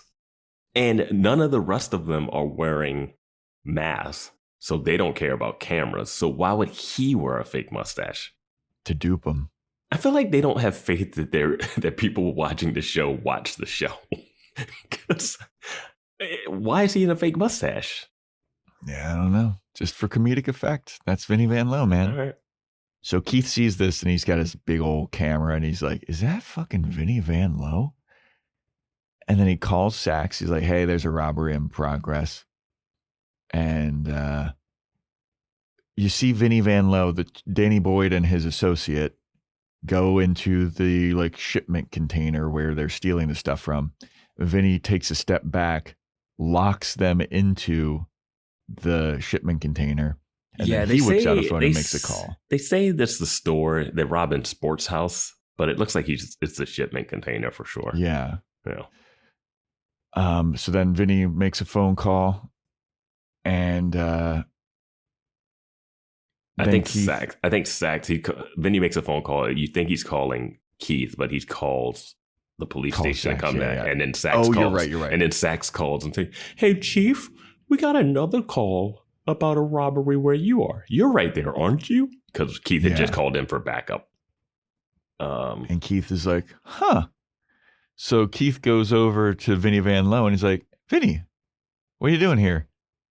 And Vinny's like, "Oh, evening, officer. Yeah, I'm here to crack this case. The owner of the store hired me to see who's doing all the stealing. I did it, called in the cops. There we go." And Keith is like, "All right, good guy, Vinny Van Lowe. Vinny's a dead man. Yeah, he is. I just don't. None of this made sense to me when Keith was like, all right, I'm going to call this in right now. I'm like, you're a private eye. Do you know if Vinny's doing this, he might be doing this undercover or something? Like, why would you? Yeah, I'll talk about it a little more. I mean, later. it just, all of this, Vinny, he was hired by the Fitzpatricks. The Fitzpatricks he would know go who to it the is. Fitzpatrick's bar. All right, I'll say it now. This is how this should play out. You have Keith arrest Vinny, right? And like when they come out of that storage locker that Vinny locked them into, and we know the Fitzpatricks kill people. When they open it, they should see Vinny handcuffed and being pushed against the car. That's what they should see. So they think that Vinny was not in on it. You have to make it look like they got us, and then Vinny got out of jail because it was a first-time offense. He knew some people or whatever. So you don't have the Fitzpatricks thinking that you ratted them out. That's how undercover stings work. If you go undercover with the biker gang or some gang, when the sting happens, either you're not there when it happens, which makes it kind of questionable, or you're there and you get arrested too, so it looks like you were a part of it. Right now, it looks like Vinny just sold out the Fitzpatricks' main people in a small town where they kill people. It's insanity to me, and I don't understand why Keith thought that this would be a smart idea either. Yeah. I'm sure Vinny's got the backing of the PCHers, though, for protection. You know, those high schoolers. Those high schoolers. Arturo's that were got under his back. the thumb of the Fitzpatricks. They're led by a 14-year-old. Oh, man, I can't wait for Weevil to suit up again. Oh, son of a bitch, I'm back. Oh, my God. If there's an episode where Weevil puts on the jacket, the oversized, ill-fitting jacket again.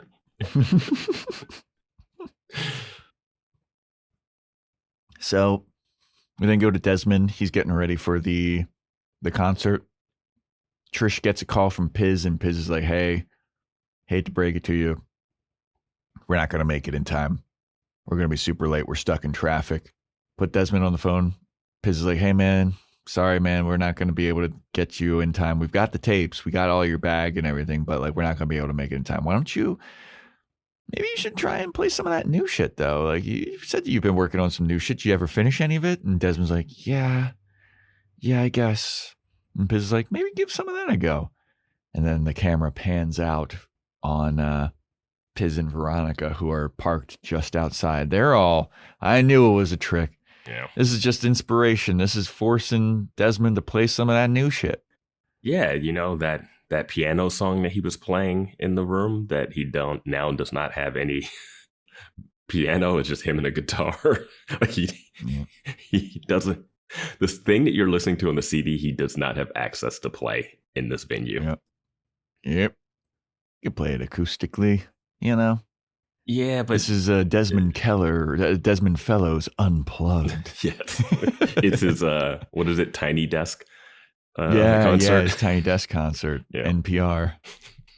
He comes out on stage and everybody cheers and he goes, hey, you guys want to hear some solos? You want to hear the old stuff, right? And everyone's like, woo! And he goes, how about some new solo stuff?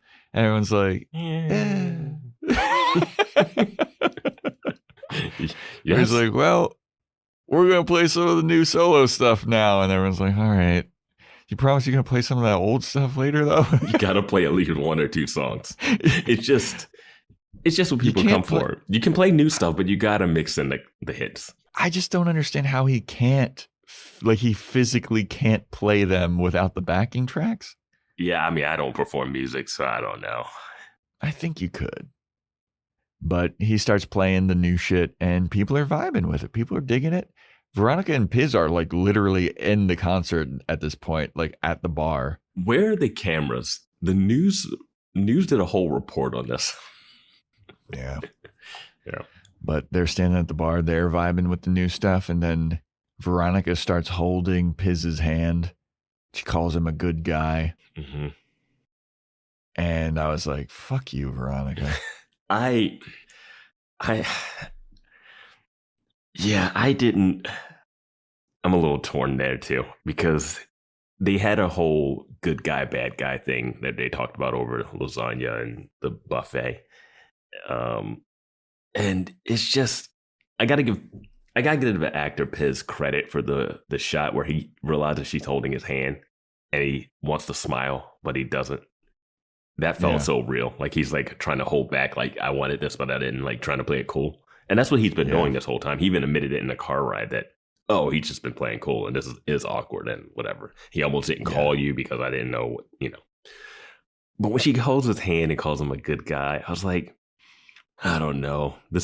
Feels like it's setting up for more heartbreak for Piz. Yeah, Piz is going to end up dead. But then we get this next scene. They go back, and I guess he played a whole concert. Desmond played a whole concert and new stuff, and everyone just loved it. No one's mad or anything. And then Desmond's like, Piz tells him the truth, and like, oh, and then Desmond goes, Piz, you're a bad man. And I was like, wait, what is it? He's a good guy or a bad man, and the bad man both are supposed to be positives. Yeah. Yeah. He's like, you're a bad man, Piz. Yeah. And he calls him Piz. He calls him Piz. That's like, oh, there's growth. There's a lot of layers. I don't know if they wanted to do the good guy, bad man thing, but it was just like back to back. It was like the last episode where Veronica's like, Dad, I'm sorry about underage drinking. Hey, Dick, give me that flask. It's like, like, what is the message in here? I think that Desmond was like calling him bad, like, I know, but you can't have the key line in the scene before be that and I know they probably filmed these. No, they probably filmed this closer in order. I think he's just saying a bad man, but it has weight because of what Veronica just said previously. This is going to be a reference that none of our listeners will understand, but he calls him a bad man like the way Stephen A. Smith calls Aaron Rodgers a bad man. He's a bad man. Yeah, no, it's a positive, but it's just the literal wording. Yeah. Anyway. So we go to Logan. Logan's site's up and running. Mac and Max, they leave, but not before Mac looks at like some of the numbers that Logan's doing. And she's like, all right. Interesting. So Mac and Max leave. They go, Max is about to ask, they're about to leave. Max asks Mac if she wants to get breakfast tomorrow. And she's like, maybe. I don't think so. She says rain check. She's still got to do some more stuff on the site. And Max walks away like, all right. Like he's not disappointed. He's like, no, all right, cool. Got a smile on his face. He had a great night. He enjoyed everything he did. So Max leaves. And I was like, yeah, in this part, yeah. Yeah, then Mac turns around and Logan, I wrote in my note, Logan gives Mac the eye of knowing. Yeah.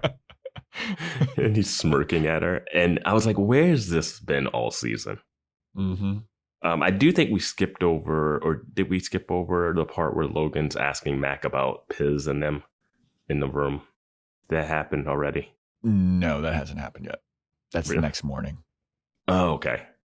Oh, yeah. That is the next morning. Man, I thought that would happen in the middle of the episode. Yeah. But Logan smirking at her was so good. Yeah. And I was like, where was this? He's like, this is the stuff we could have been having fun with all season in the college years. Yeah. It's so good.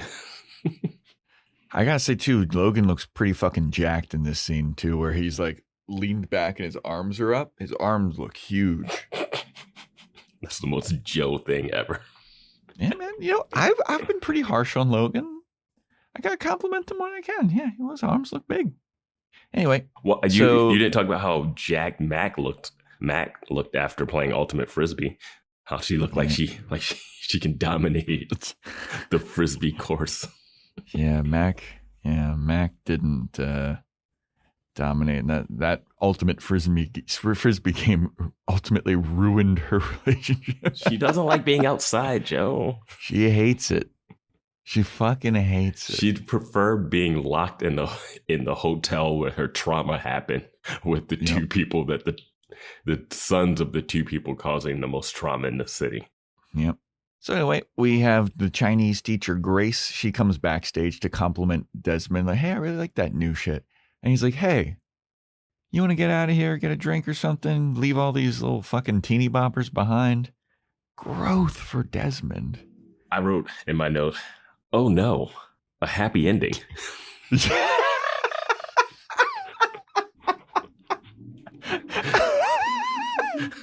It's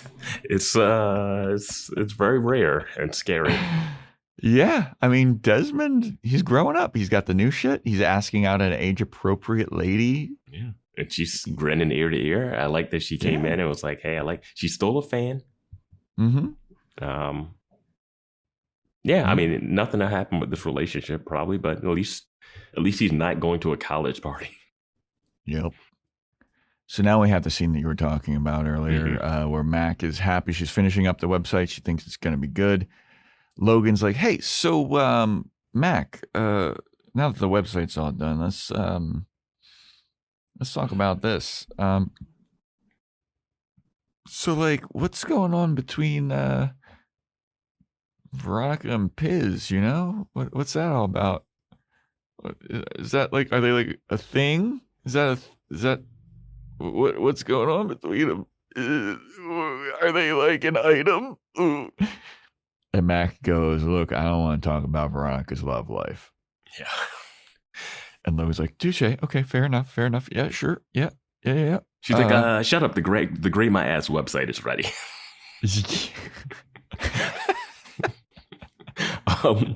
I gotta say, Logan, the blocking of this scene, Logan's like by this like mantelpiece chest thing, and he's like by a giant dresser, like something that would not be in this hotel again. Yeah. And he is like, he can't make eye contact. I mean, we just came from him smirking and being like, haha, I look like you had something with Max. And now he's just like, well, what Veronica and Piz, bashful. How long has it been, has there been seeds of a relationship brewing that underneath I'm like, oh my God, you coy, sensitive bastard. And I love that Mac just shut it down. It was like, no more talking about this. I don't ever want to talk about this. This isn't what happened. This could happen if we had met before the end of the season and we actually grew into a relationship. But this is the most I've seen you in 3 seasons. So, yeah. Well, I love that Mac was immediately like, I'm not talking about Veronica's love life. And I was like, good on you, Mac. Mm-hmm. But then she goes, but if you think that Veronica was unfaithful to you, you're an idiot. And I'm like, Mac, now you're talking about her love life. Mac, let him stew a little bit. Yeah, let him fucking squirm. Yeah, he doesn't get Fuck this guy. He doesn't deserve the satisfaction of knowing whether or not. Yeah. What does it matter to him now? Like, oh, now he knows this. Now he can just go and have sex with Parker guilt-free again? Like, what? Yeah. What do you need? I don't know. But this is where Mac is like, she notices the numbers that the website's doing, and she looks at Logan. She's like, I would like a 50% stake in this website. Yeah, because he's about to write her a check. Yeah, because she basically did the entire project for him. Yeah, she made a functioning website overnight. And she's like, yeah, 50% stake in the company. He's like, all right. I don't know who's going to draw up this contract, but sure. Cliff. Yeah. I'm like, you better get this in writing and take a check. Yeah. So then Mac is getting lunch with Bronson Pope. Mm-hmm. And Bronson and her, she's kind of like, yeah, man, I helped him with this website. I saw the numbers that he was doing. And honestly, dude, like, I got 50% stake in this website. I could be a fucking millionaire by, what did you say, 2050? I think it was even sooner, right? Or no? Yeah. I think it was a reasonable time, right? Maybe it was 2015. Yeah, I think it was a reasonable time. It wasn't like it wasn't like that would be negative. Yeah, that would be a long, long time away from 2007. And this is when Bronson is like, you spent the whole night with Logan, Big Dick Eccles? How long has this been going on? How long has this been going on, Mac?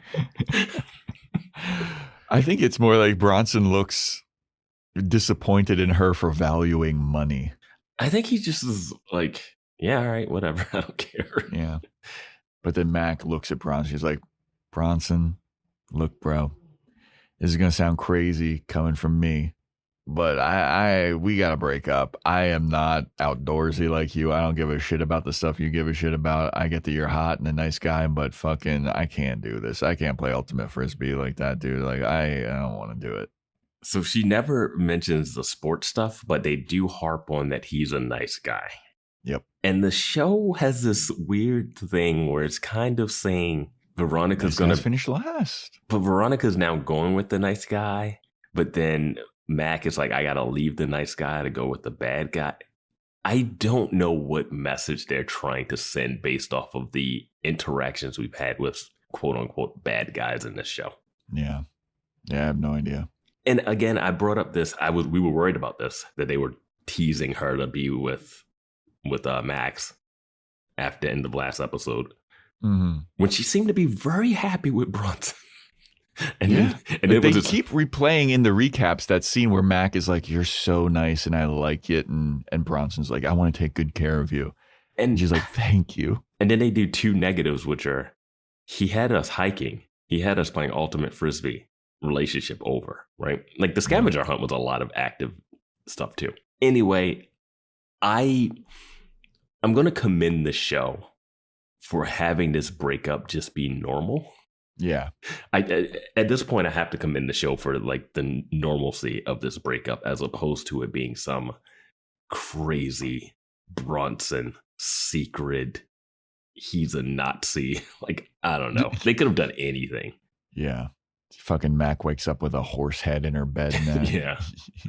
Now he's for the people against the humane treatment of animals. Bronson's part of the lifestyle. He's bringing other girls back.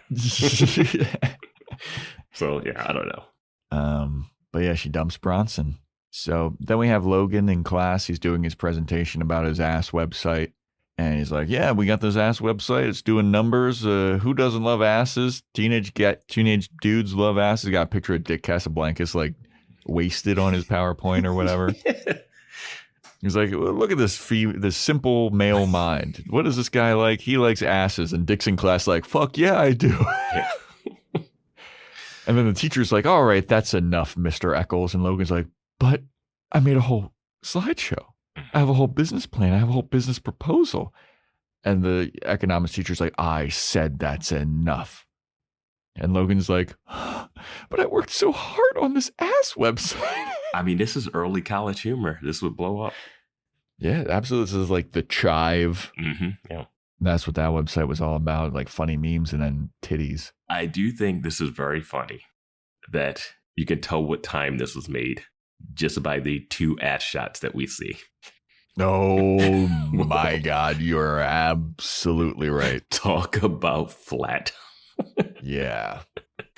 Like, those asses would never fly today.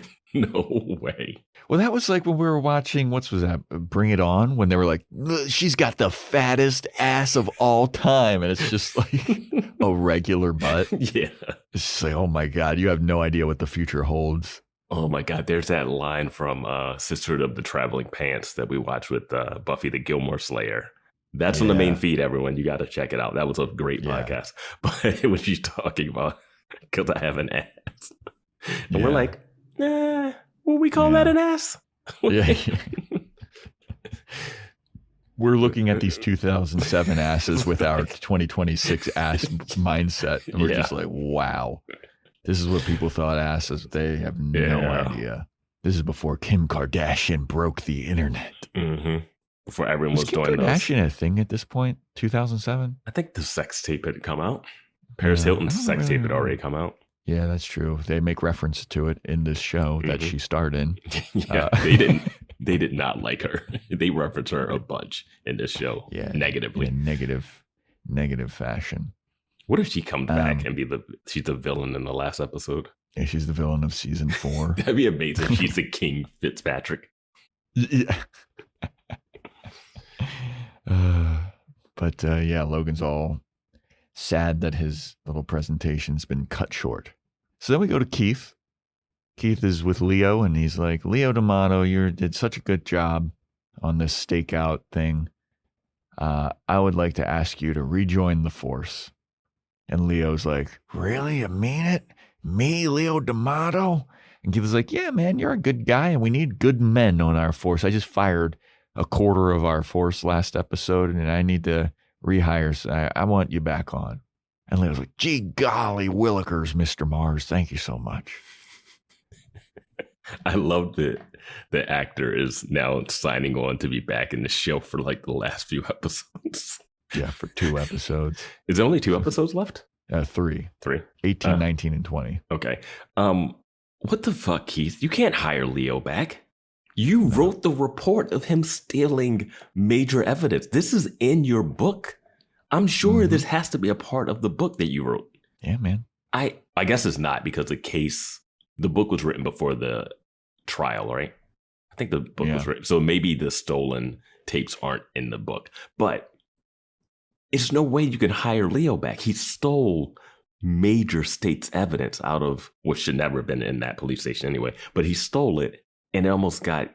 That's what really led to Aaron Eccles being off. If the tapes are there, it's over. It's open and shut. Yeah.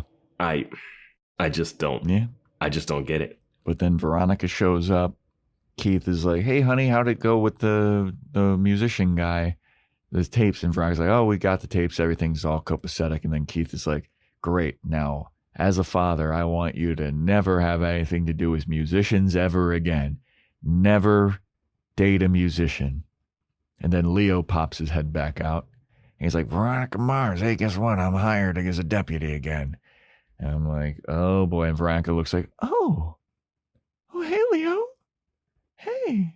The order you have is off. Leo leaves before Keith says this musician thing. And my first thought was Leo was in a band. Leo was in a band. He was the drummer. Also, Piz is a musician. Yeah. What is this anti-musician? How about don't date Logan Eccles, known criminal that Leo sold tapes to? Yep. That destroyed the evidence that, oh my gosh. Keith, you were fighting Aaron Eccles to the death. You tried to kill your daughter. Leo almost got him to walk free. Logan got him to walk free. All right, man. So then Vinny Van Lowe shows up. Mm-hmm. And he's got a newspaper, and Keith is like, hey, Vinny, good to see you. And Vinny's like, hey, man, you know what? I got this newspaper article about us busting the fucking Fitzpatrick stealing thing. And it says, this guy, he reads a quote from the article, and he's like, and Sheriff Keith Mars says of Vinny Van Lowe, he's an asset to the community. He's a great guy. Couldn't have done this case without him. And then Vinny's like, that's a great soundbite. And Keith's like, well, you deserve it. That was a really good job and a good thing that you did, Vinny. And Vinny goes, I'm going to take this quote and use it as my springboard to running against you for the sheriff of Neptune. And Keith looks like, son of a bitch. And Vinny's like, that'll look good on my fucking, as a slogan on my, on the lawn advertisements for Vinny Van Lowe. And I was just like, oh boy, I don't like this storyline at all. My last note is, are they idiots? He's a dead man. Yep. There's a quote in the newspaper saying that you helped take down one of the Fitzpatrick's gangs. One of the gangs that you are... One of the gangs that you are like embedded in. Yeah. And then my thought was, why would he ever want to be sheriff? Yeah, I don't get it. That doesn't even make any sense. Like, you would never want to be sheriff. Like, Keith didn't even want to be sheriff at one point after a while. I don't see Vinny Van Lowe having that be his. He likes to bowl, flirt with women, do like shady shit all the time.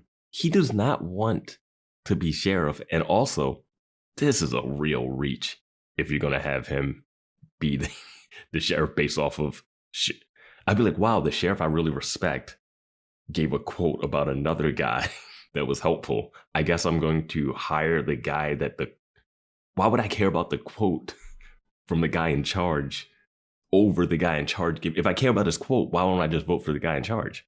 Yeah. This is such a random reach. And my prediction for the next episode is that Vinny Van Lowe is going to be murdered by the Fitzpatricks.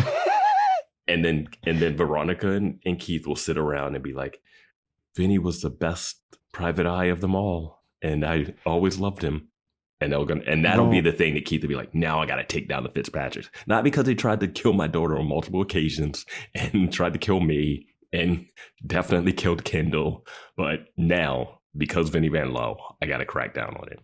Yeah, I mean, Keith, during this scene with Vinny too, he's like, yeah, I gotta like give you this quote because you're the only private investigator left in town now. Like, we're not competing. So like, I hope that you get some business drummed up. He's like, oh, business? I don't need business. I'm going to be the next sheriff. I'm like, bro.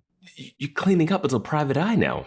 Yeah, dude. And this would help your private eye business that makes you actually probably more money and you can do the shady shit. You can't do the shady shit. Did you see what happened to the last? I mean, Sheriff Lamb was doing some shit. Yeah, but he's going to have to deal with Veronica and Keith always in their business. Yeah, that's true. Yeah. And you know you're not better than Veronica Mars because you've worked with her. Yep. It's just a really weird turn of events for this. Yeah, man. But that's where the episode ends. Don't write that he helped. You can't publish that he helped take it down. It's just no way. That's double dead, man. Double dead. He's dead. And I was like, Keith is an idiot. Man, or Keith knows this and he's taking Vinny out. It's a death sentence. Yeah. He just literally was like, yeah, if I put Vincent Van Lowe's address right here, you can call him up with this number. Yeah. He knows that the Fitzpatricks are going to pay him a visit. It's easy to break into his office. His mom's his secretary assistant at the front desk. Just push past her. And then bam. Yeah. If we find Vinny Van Lowe dead at his desk with a gunshot in his head and they do the Dean O'Dell plotline again for the next 3 episodes. He's all right. Yeah. What's the next episode called? I Know What You'll Do Next Summer. Yeah, I'm just sticking with my prediction with Vinny Van Lowe. So this is finals week. The kids are all stressed about the finals. Sure. And then, I'm going to hate that this is going to be the prediction, but Logan and Veronica rekindle somehow. What was the thing that you said that you were going to say at the end? Yeah, I don't remember when I said that, and I forgot. I forgot what I was going to say. You told me not to say it, so I just refused. I just wanted to give you the opportunity to say or not say. It had to do with Veronica, I'm sure, or something, or the relationship, or I forget what. I feel like it was about the relationship between Veronica and I don't know. Man. You felt like you had something strong, but I'm happy that you're not saying really it. Did, we live you told me not to, and I'm a good listener. That's how we got fucking hooked into doing all the Twilight movies, because you decided we had to do the Twilight movies. I did not decide. You decided that. You triggered that with Hot Frosty. Yeah, sure, I did. You triggered it with Hot Frosty. It was a fun time, though. You triggered it with Hot Frosty. Would you rather rewatch Hot Frosty or all 5 of the Twilights again? Hot Frosty. Yeah. Damn right. So check out Breaking Dawn Part 2. Yeah, Breaking Dawn Part 2 coming out this week. The podcasts are very fun. The movies are a thing. The movies are the movies. They're movies. They're the biggest movies ever made, ever. Some of them made Robert Pattinson a superstar. Made Kristen Stewart a superstar. Taylor Lautner, he really fizzled out, didn't he? I definitely could go down a rabbit hole figuring out the turn, because listen to our podcast. I don't even. I think he was in that. Remember that movie 43 or whatever? That horrendous movie with like all the stars. That was like a weird dark comedy thing. He's in Grown Ups too. He's in the show Cuckoo or whatever. I think he's in another Adam Sandler thing. He's been in some stuff. He never broke through like Kristen and Pattinson. Yeah. Pattinson. I would love it. Taylor Lautner showed up in Odyssey. Ooh. That'd be amazing. Yeah. I mean, we had a Josh Hartnett renaissance. Maybe we'll get a Taylor Lautner renaissance somewhere down the line. Oh, we should watch that really bad movie that he's in where it's like Oh, he's in a really bad movie. I forget the name of it, but it's like he was adopted. It's like I think it's called Abducted or something. Oh, it's one of those so bad it's good looking movies. Okay. Like him trying to make him an action star in a thriller. Okay, yeah. Is that the next movie? No, I think we have an idea of what we're doing next for Boys Watching Movies. I think we got an idea. The look I wish I could convey. This is the worst summer ever. Yep. But that is a wrap for Debasement Tapes. Thanks for listening. Hop on Discord. Let us know what you thought of the episode. Join the Patreon, patreon.com/boyswatchingbuffy. Doing True Blood. All of the Twilight movies are out there. Shout outs, Apple Podcasts, Spotify reviews and stuff. Amazon wish list. At Boys Watching Buffy on Instagram and TikTok. boyswatchingbuffy@gmail.com if you want to get in touch with us. And stay tuned next time for when we talk about I Know What You'll Do Next Summer.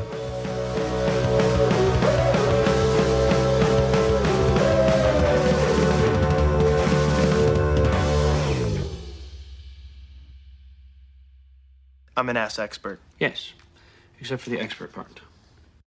Seltzer Kings. Podcasts.